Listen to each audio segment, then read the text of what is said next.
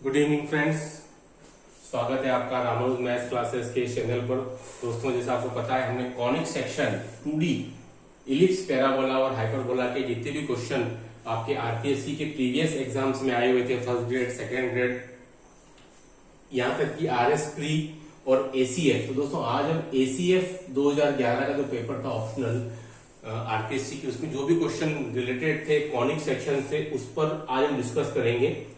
Channel को देखते रहिए, लास्ट तक वीडियो को स्किप ना करें, क्योंकि हमारा एकमात्र चैनल है जिसको आपके आरपीएससी एस्पिरेंट्स स्टूडेंट्स के लिए बहुत ज्यादा यूजफुल है फॉर मैथ्स ऑप्शनल। चलिए, क्वेश्चन क्या है। यदि दीर्घवृत्त का नाभिलंब उसके लघु अक्ष के आधे के बराबर है तो उसकी उत्केंद्रता है।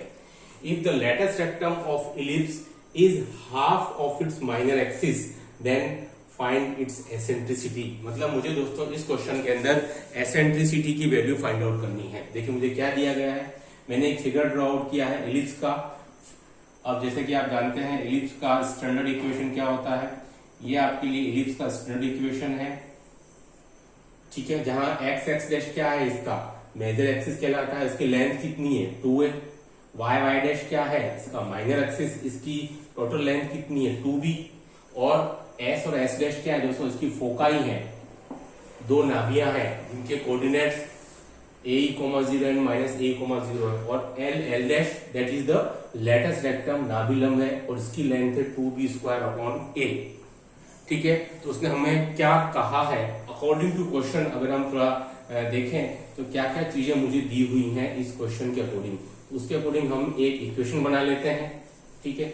मुझे दिया हुआ है अकॉर्डिंग टू क्वेश्चन कि जो नाभिलंब की जो लेंथ है 2b²/a, वो बराबर है उसके लघु अक्ष। लघु अक्ष मतलब माइनर एक्सिस कितना है 2b, उसके आधे के बराबर मतलब डिवाइडेड बाय 2, ठीक है। तो मुझे क्या मिल गया 2b²/a = b, b से b कैंसिल कर देंगे आप, तो हो जाएगा 2b = a। दोनों तरफ मैं स्क्वायर कर दूंगा तो 4b² = a²। अब दोस्तों, आप जानते हैं एक रिलेशन b² = a² × 1 - e² होता है, किसके लिए, और इलिप्स के लिए। तो दोस्तों, मैं यहाँ b² की जगह वैल्यू पुट कर दूंगा, दैट इज 4(a²) 1 - e², इसको आप कैंसिल आउट कर देंगे तो 4 = 4(e²), ठीक है दोस्तों। तो मुझे यहाँ से e की क्या क्या वैल्यू मिल जाएगी, 4 माइनस, ठीक है, हाँ 4(a²) मुझे क्या मिला है 1 - e² = a², ठीक है। तो मुझे यहाँ से क्या मिल जाएगा, that is the value 1 - e² = 1/4, तो 3/4 = e²। और दोस्तों, e की जो वैल्यू आपके पास में क्या आ जाएगी, that will be √3/2, that is the value of e, ठीक है दोस्तों। जो कि मुझे आंसर यहाँ से चाहिए था, e की जो वैल्यू है वो क्या मिल जाएगी आपको, यहाँ से जो e की वैल्यू दोस्तों आपको आ जाएगी e² = 1 - 1/4 = 3/4, और e की जो वैल्यू दोस्तों वो आ जाएगी आपके पास में √3/2, ठीक है। ये जो हमको चाहिए था। और दोस्तों, ये क्वेश्चन आपके आरपीएससी फर्स्ट ग्रेड 2011 में भी आया हुआ है, इसलिए ये एक इंपॉर्टेंट क्वेश्चन है, ठीक है। चलिए, अब बात करते हैं दूसरे क्वेश्चन की। सारे इंपॉर्टेंट क्वेश्चन मैं आपको आज करवा दूंगा। हमारा पिछला वीडियो भी आप देख सकते हैं प्लेलिस्ट में, कॉनिक सेक्शन पर बेस्ड। चलिए, दूसरा क्वेश्चन है, सेकंड नंबर क्वेश्चन, कि हमको कोई रेखा दी हुई है Lx + My + n = 0, वो दीर्घवृत्त x² / a² + y² / b² = 1 की एक स्पर्श रेखा होगी, that the given line will be tangent, ठीक है दोस्तों। मुझे इसके लिए कुछ ऑप्शन दिए हुए हैं, a² l² + b² m² = n²। Second option दिया गया है a² l² माइनस का b² m² = n²। Third option दिया गया है a² b² minus l² m² = n², और डी ऑप्शन है कोई नहीं।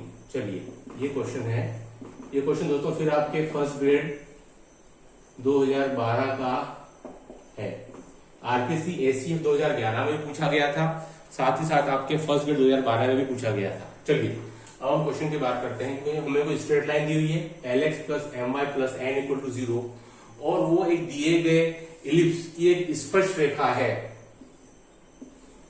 ठीक है दोस्तों। हमारे पास में कोई इलिप्स है, ये इसकी एक स्पर्श रेखा है, तो इसमें से कौन सी कंडीशन आपके लिए काम करेगी? ठीक है, तो सबसे पहले मैं इस दी गई स्पर्श रेखा को, इस गिवन टेंजेंट को, इस दी गई स्ट्रेट लाइन को स्लोप फॉर्म में कन्वर्ट करता हूं। ठीक है, स्लोप फॉर्म में, to convert in slope form. Okay, इसको मैं स्लोप फॉर्म में कन्वर्ट कर लेता हूं, तो y equal to M x c plus c form में, तो y की वैल्यू मुझे क्या मिल जाएगी? माइनस एल बटा एम इंटू एक्स माइनस का एन बटा एम। ठीक है, तो दोस्तों मुझे इस टाइप से कंडीशन बनेगी। ठीक है, ये तो m मेरा कितना आ जाएगा? माइनस का एन बटा एम और माइनस का एन बटा एम। और चूंकि हम जानते हैं कि अगर कोई रेखा y equal to M X plus C दीर्घवृत्त, मतलब अगर किसी इलिप्स को स्पर्श करे तो उसकी एक कंडीशन है दोस्तों हमारे पास में, that is c square equal to A square M square plus B square. ये कंडीशन है, हम इससे अच्छे से परिचित हैं कि अगर कोई रेखा किसी दीर्घवृत्त को स्पर्श करे तो हमारे पास फॉर्मूला क्या है? C square equal to A square M square plus B square. दोस्तों मेरे को जो दी हुई रेखा है वो ये वाली है, तो अगर ये रेखा इस दीर्घवृत्त को स्पर्श करेगी तो दोस्तों मेरे पास सी कितना है? सी की जो वैल्यू है उसके लिए मैं क्या लिख लूंगा? एम एक्स प्लस सी है। ठीक है, ओके, तो ये मेरा सी है, तो माइनस का एन बटा एम का whole square equal to A square into m square कितना है? एम एक्स, तो माइनस का एल बटा एम का whole square plus B square. ठीक है, इसको जरा आप सोल्व कर लें कि भाई n square M square equal to A square l square divided by m square plus B square. इसका आप अगर एलसीएम ले लेंगे तो n square equal to A square l square plus B square M square. दोस्तों ये हमारा final answer मिल जाएगा। तो आप देख सकते हैं कौन सा वाला ऑप्शन है, that is the option number 1। ठीक है दोस्तों, हमारे पास जो ऑप्शन नंबर 1 आ जाएगा और यही हमारा फाइनल आंसर होगा। ठीक है, तो ये भी एक इजी क्वेश्चन था। ये क्वेश्चन आपके आरपीएससी एसीएफ 2011 में भी था और साथ ही साथ फर्स्ट ग्रेड में भी था। चलिए अब आते हैं आपके नेक्स्ट इंपॉर्टेंट क्वेश्चन पर। दोस्तों ये सारे क्वेश्चन हो गए थे आपके इलिप्स से रिलेटेड। चलिए अब आ जाते हैं इलिप्स जैसा ही एक दूसरा हाइपरबोला। ठीक है दोस्तों, अब बात करते हैं हम हाइपरबोला की, अतिपरवलय। इसका एक क्वेश्चन था, क्वेश्चन नंबर 3 कि यदि एक अतिपरवलय, क्वेश्चन नंबर 3 है, वह उसके संयुग्मी अतिपरवलय, मैं पूरा समझाऊंगा आपको दोनों का क्या मतलब है। एक अतिपरवलय व उसके संयुग्मी अतिपरवलय की उत्केंद्रताएं की जो एसेंट्रिसिटीज जो है वो ई व ई डैश है, तो 1/e square plus 1/e dash square 1/e square का मान होगा। ये पूछा था, एक इंपॉर्टेंट क्वेश्चन है आरपीएससी एसीएफ 2011 और मैं आपको बता देता हूं RPSC first grade 2014 RS pre 1995। मतलब ये क्वेश्चन आपके 3 टाइम पूछा जा चुका है आरपीएससी के एग्जाम में। ठीक है, 3 बार एसीएफ 2011, फर्स्ट ग्रेड 2014 और आरएस प्री 1995, 3 बार दोस्तों ये क्वेश्चन पूछा जा चुका है। तो ये अपने आप में बहुत ही इंपॉर्टेंट क्वेश्चन है। चलिए अब हम डिस्कस कर सकते हैं एक अतिपरवलय के ऊपर।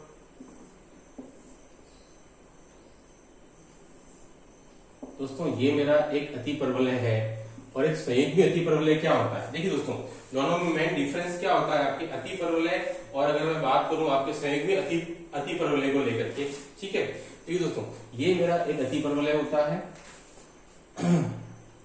दोनों में मेन डिफरेंस क्या है मैं ज्यादा डिस्कस नहीं करके, ये मेरा x और x डैश, इसको मैं क्या बोलता हूँ, इसमें मेरे को 2 होते हैं, अनुप्रस्थ अक्ष और संयुग्मी अक्ष। तो दोस्तों मेरा x डैश जो होता है वो कहलाता है अनुप्रस्थ अक्ष। दोनों में डिफरेंस क्या मैं बताने जा रहा हूँ आपको, अतिपरवलय और उसके संयुग्मी में, कॉन्जुगेट में। ठीक है, और मेरा जो y डैश है वो है मेरा संयुग्मी अक्ष। ठीक है दोस्तों, तो मेरा इसमें 2 चीजें दी हुई हैं, अनुप्रस्थ अक्ष और संयुग्मी अक्ष। ठीक है, तो ये 2 अतिपरवलय। संयुग्मी अतिपरवलय में क्या होता है, दोनों आपस में इंटरचेंज हो जाते हैं। जो संयुग्मी अक्ष होता है वो अनुप्रस्थ बन जाता है, और जो अनुप्रस्थ दोस्तों वो क्या बन जाता है, वो एक संयुग्मी अक्ष बन जाता है। बस यही इन दोनों के अंदर मेन डिफरेंस होता है, संयुग्मी अतिपरवलय और उसके अतिपरवलय के बीच में, ठीक है। इसके अलावा कोई डिफरेंस नहीं दूसरा। चलिए अब हम जानते हैं कि भाई दोनों की हमको एसेंट्रिसिटीज भी दी हुई है, दोनों की उत्केंद्रताएं ई और ई डैश। तो हम जानते हैं कि भाई अतिपरवलय मतलब हाइपरबोला का समीकरण इक्वेशन क्या होता है, ये होता है x² upon a² minus y² upon b² equal to 1। ये तो हो गया अतिपरवलय का। अब दोस्तों इसके साथ साथ आप संयुग्मी अतिपरवलय मतलब कॉन्जुगेट हाइपरबोला है ना, कॉन्जुगेट हाइपरबोला की भी अगर बात करें का समीकरण दोस्तों वो हो जाता है minus x² upon a² plus y² upon b² equal to 1। इसको मैं इसको और सुधार दूं, कॉमन ले लेता हूं माइनस, तो दोस्तों ये मुझे बन जाएगा ये वाला equation, that is the conjugate hyperbola. Minus common निकाल लिया मैंने, ठीक है। अब देखिए दोस्तों दोनों के बीच में क्या रिलेशन होता है, एसेंट्रिसिटी के बीच में। अगर मैं इस अतिपरवलय की बात करूं तो ये मेरा होता है e² equal to 1 plus b² upon a², that is the eccentricity for hyperbola. और अगर मैं कॉन्जुगेट हाइपरबोला की बात करूं तो दोनों आपस में इंटरचेंज हो जाते हैं, कौन से, अनुप्रस्थ और दोनों अक्ष। तो 1 प्लस क्या आ जाएगा मेरे को a² बटा b² आ जाएगा, ठीक है। यही तो डिफरेंस आएगा दोनों के बीच में, ठीक है। चलिए तो मैं अब दोनों की वैल्यू इस इक्वेशन में पुट कर देता हूँ। थोड़ा सा उसको मैं अगर और सुधार दूं तो मेरे को मिल जाएगा a² plus b² upon a², और यहां से मिलेगा a² plus b² divided by b²। चलिए इसको मैं दिए हुए इक्वेशन में वैल्यू पुट कर देता हूं। तो 1 अपॉन a² प्लस b² ऊपर चला जाएगा, 1 अपॉन a² प्लस b², यहाँ से a², यहाँ से b²। दोस्तों अपने यहाँ से उसको अगर आप सॉल्व कर लेंगे तो a² plus b² equal to a² plus b²। दोस्तों आपका आंसर कितना आएगा, that is the value of 1 upon e² plus 1 upon e dash square, 1 upon e² plus 1 upon e dash का स्क्वायर का जो फाइनल आंसर आएगा दोस्तों दैट विल बी द 1, ठीक है। ये हमारे पास में इसका फाइनल आंसर आएगा, वो होगा 1, ठीक है। चलिए दोस्तों अब हम नेक्स्ट क्वेश्चन पे आते हैं। ध्यान रखिएगा इंपॉर्टेंट क्वेश्चन है, 3 टाइम्स पूछा जा चुका है आपके आरपीएससी के एग्जाम में। चलिए अब हम चौथे आज के वीडियो के चौथे क्वेश्चन की बात करते हैं। दोस्तों वीडियो लास्ट तक देखते रहिए, और भी सारे इंपॉर्टेंट क्वेश्चन जो मैं आपको आरपीएससी के जो एग्जाम में आए हुए हैं अलग अलग, वो सब आज डिस्कस कर लेंगे। जो स्टूडेंट्स चैनल पर नए हैं वो हमारे चैनल को लाइक शेयर और सब्सक्राइब करना ना भूलें, बहुत ही यूजफुल चैनल है फॉर आरपीएससी मैथ्स एस्पिरेंट्स के लिए। चलिए क्वेश्चन नंबर 4 आज का, कि भाई यदि अतिपरवलय, ये भी हाइपरबोला का है, यदि अतिपरवलय x² upon 4 minus y² upon 9 equal to 1 के बिंदु 2 sec थीटा,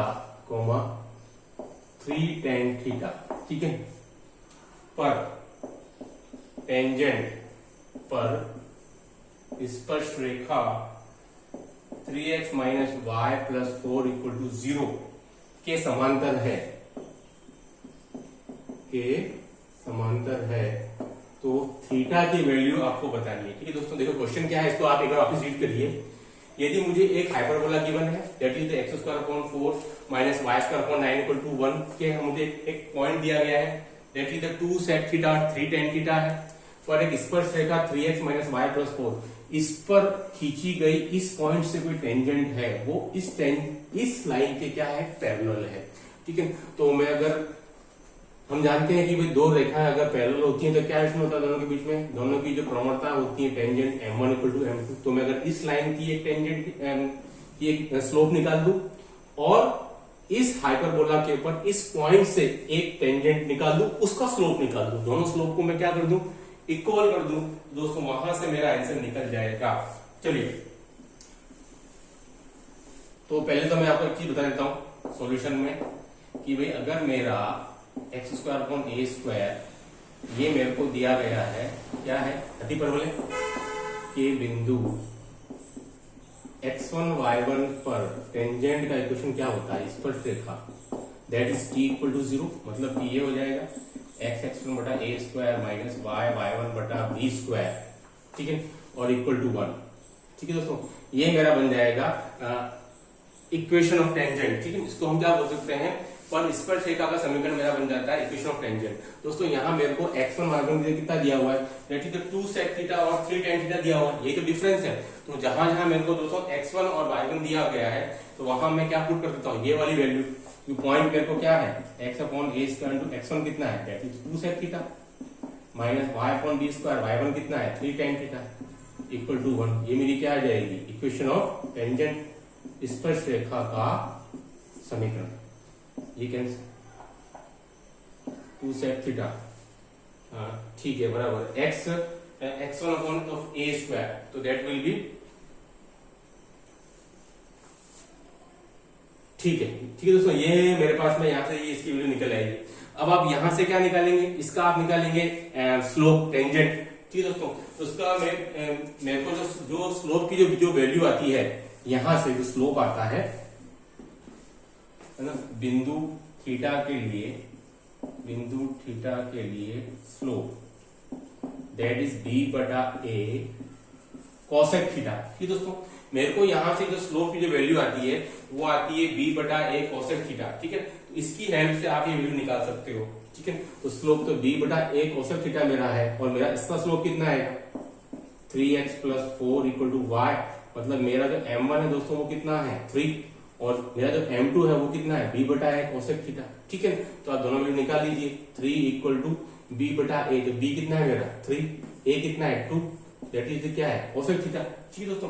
तो यहां से इसकी वैल्यू आप निकाल सकते हैं 3/2 कोसेक थीटा, तो 3 से 3 कैंसिल हो जाएगा, मेरा जो कोसेक थीटा आएगा दैट विल बी अबाउट 2, तो थीटा इक्वल टू कितना आ जाएगा कोसेक इनवर्स 2, तो थीटा की वैल्यू कितनी आ जाएगी, that is the value of theta degree 30 degree, ठीक है दोस्तों। तो इस प्रकार से हम इस क्वेश्चन को सॉल्व कर सकते हैं। कोई मुझे इलिप्स दिया होता है, इसके टेंजेंट ये होता है, पॉइंट थीटा के लिए स्लोप ये आता है, ये मैंने डायरेक्ट लिखा है b बटा a कोसेक थीटा, इसका स्लोप मैंने निकाल लिया 3, इसका slope b a sec theta और b tan थीटा होता है इसका पॉइंट, तो 3/2 कोसेक थीटा, थीटा की कितना है 30 डिग्री, ठीक है दोस्तों। आपको वीडियो कैसा लगा, आपकी फीडबैक का इंतजार करेगा। Do like share and subscribe our channel. Okay, thanks.